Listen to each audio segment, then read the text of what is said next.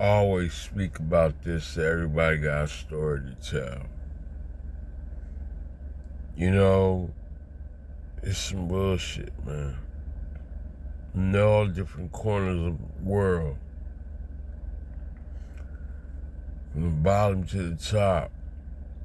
It's right hand supremacy, man. This whole pyramid shit, this love is the new hate, the wordplay, just the locked spiritual imagery, the highs and lows, the emotional baggage, the mental, the psychological, and this social change that we're dealing with. This is all in a spiritual awakening in a frozen kind of like, zone of history repeating itself, and destruction's coming, and we walking in history. We building history right now, man. It's just like nobody really can understand it. It's like really writing a book in real life, and this generation's playing around, and they're not taking it seriously over here in America. We really got a civil war transpiring at the border. We really got a real third war spewing right in America, right in front of our eyes. And everybody's trying to run somewhere to figure it out. Well, we all also are trying to be profound, so somebody can listen to our voice, to hear reasoning. But people do it for unknown reasons when they speak. We just at a point, man, where it's self-destruction. And it seems like it's the only way, because we're never gonna get this right again. You can run wherever you want to. You can try to go up there to a third planet, whatever you want to call it, up there on the moon, in the sky. You could be here on Earth and try to ignore it and do your same thing every day. But no matter which way you do it, you're going to feel the pain from day to day. Trust me. See, I'm Kod Testimonies. I'm shadow banned on these BS. Nobody listening to me and taking me serious. They hate my guts. That's right hand supremacy. Because I've always been speaking like this. Thinking for myself, controlling the narrative, and telling you the truth. But people won't listen to me because I'm not aligned with nobody. I'm not really the one that they wanted from.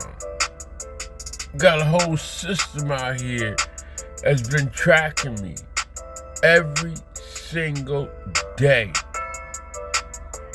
trying to hold me down and hide me and not allow me to say what I'm saying. They do it to anybody who's outspoken, trying to tell you right from wrong and showing you our reflection of our own wicked ways. I'm sorry to say this, but religion is not going to pull us out. We're creatures of habit. Hold on. I mean that too. We are in our own way. And that's one of the worst things that you can be in. Your own way. Let me let you take a listen to a little something real quick. Let me give you a chance. This is not being sensationalized. This is right here as real as it can get, and we just gonna try to play a little bit of it. All of a sudden, when Dr. King said, let's go integrate, we lost everything then. We had businesses and everything. But when we integrated with them and became them, now look at us now in 2024. We ain't got nothing, and we don't. I travel all around the country, and what I notice is we went and joined them, and we don't even have our own recipes no more. I agree with you 100%. We don't even have our own recipes. You know why? No, sir, I don't. Okay, this is the reason why. Mama died. When Mama died, Mama had recipes on draw. Because I used to go get the draw, go in the draw every now and then and look at how I want to cook something. She had wrote down, her mama had wrote down what she put in this and what she put in that. So my mama wrote it down. My sister ain't wrote down a motherfucking thing because my sister really didn't like cooking. So she didn't pass it. So now here we don't have recipes. Miss Drake had a restaurant where food was good. Her people didn't want no restaurant after she died. So here we are now. We don't even cook. We don't even cook. We go to fast food restaurants. We go to fast food restaurants and we go to other people's restaurants. So here we are now in 2024. We ain't got a motherfucking plan. No recipes, no nothing. Our woman don't even cook. I just started cooking for myself. And Google taught me that. I learned how to make banana pancakes. We're looking at Google. No, YouTube. I learned how to do all that looking at YouTube. But back then, I didn't have no time to cook. But I taught my woman how to cook. How my mama cooked it. If my woman cooked me something, and it didn't taste right, I throw it in the trash can. Then I go by it and tell her, come here, watch me. And this is what you do. This is what you do. This is what you do. You showed her how mama cooked. Yeah, I showed her how mama cooked. And grandma cooked. Mostly how mama and grandma cooked. That's what I showed her. So she knew how to cook. I watched mama cook. I watched grandma cook. Yesterday when I got through cooking them pancakes, I took the bowl and licked the bowl like I used to do mama's bowl when she cooked a cake and had that shit in there. You understand? I did that yesterday. You know, and I was saying, Weasel, what can you say on Facebook to the people? Nothing. They not listening. So just be quiet. Ain't nobody listening to you, fool. Just be quiet and enjoy your last days on planet Earth and mind your business. And don't bother nobody. I take your words and they listen to me. They might not be listening to you, but them motherfuckers listening to me, and all I'm doing is recycling your words. You're not recycling my words. You think you are, but you're not recycling my words. You adding to my words. You adding to my words, and you are amazing. And they captivate and they laugh at you. You told me one time, you said, Papa, I ain't funny. You're not funny, but the words that you say when people get through listening to you say them, they got to laugh because they know it's true. You hit them right upside their motherfucking head. And you telling them about you in the story.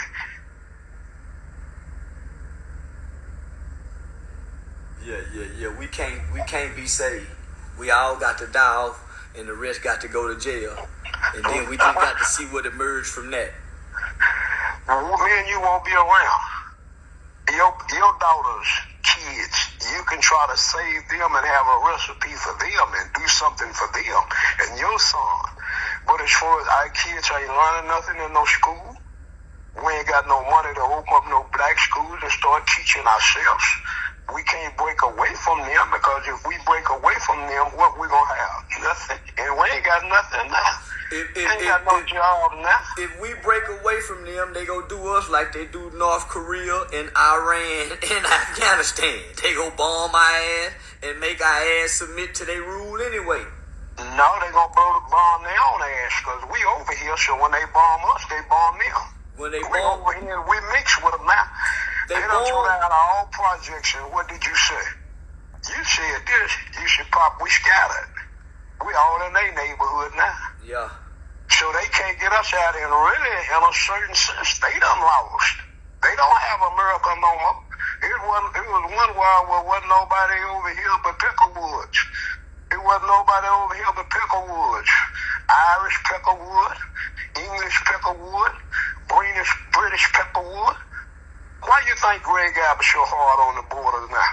Because 40% of the people coming across the border is black. If they'd have been all light-skinned, he wouldn't be so hard, but he don't want them black motherfuckers to wind up here. So he done put a fence around Texas and talking about he gonna do Texas like Russia, like Putman do Russia. Damn fool, you can't do that. I'm still here. If I die then you might be able to do that, but as long as I'm here, I want a part of Texas, and I'm gonna have a part of Texas. I'm Texas nigga. I ain't got no land, and I ain't got a motherfucking thing, but I got my mind. And I was born and raised in Texas. The Agriculture a state where we raise food and we raise livestock.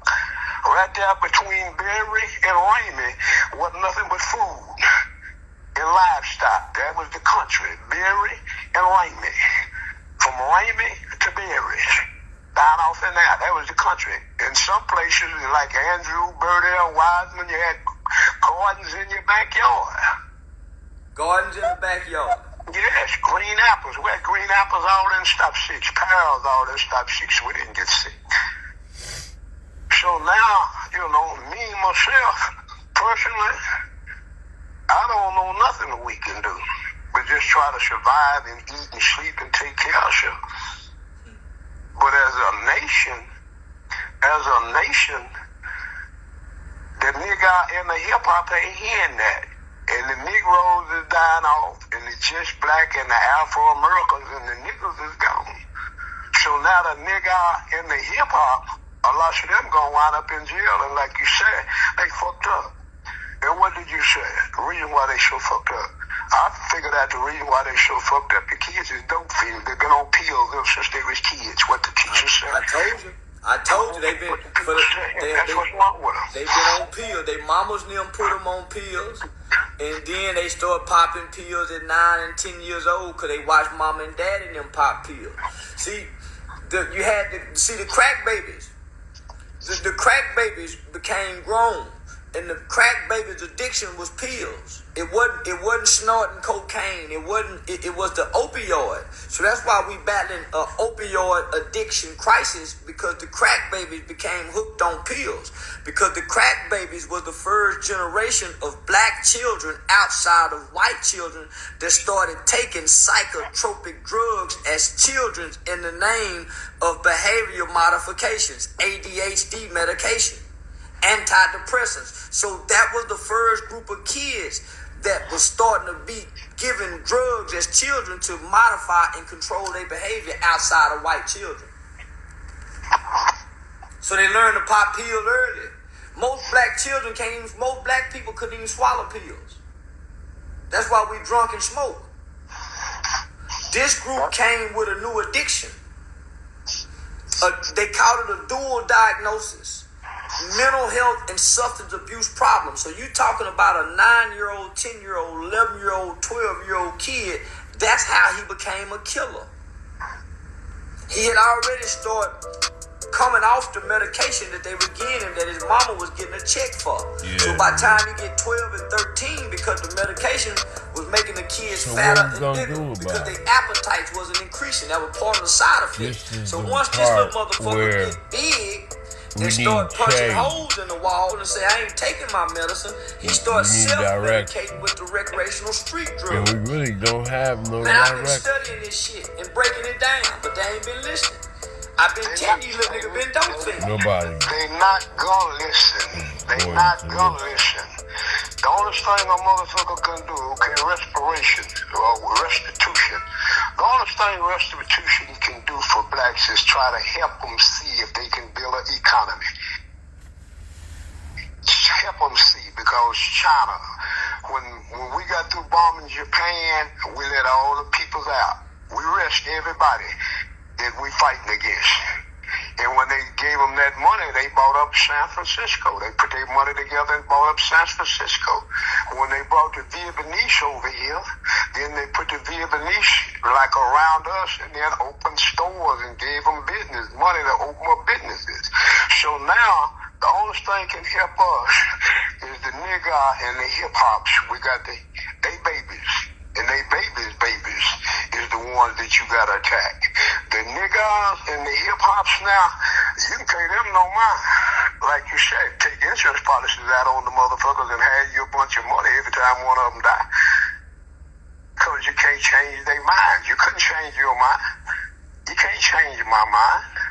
You can't change their mind and make their mind like their grandma's mind and their daddy's mind. My daddy couldn't save me because my daddy didn't know nothing. My grandpa couldn't save me because he didn't know nothing. I had to go and learn something. And then when I went and learned something, it let me know that you ain't them, fool. You ain't them. You ain't the English. You black with no knowledge of who you are. And you don't even have your speech. You speaking what they speak. A Mexican from Mexico and a Mexican from America, they don't understand what one another is saying.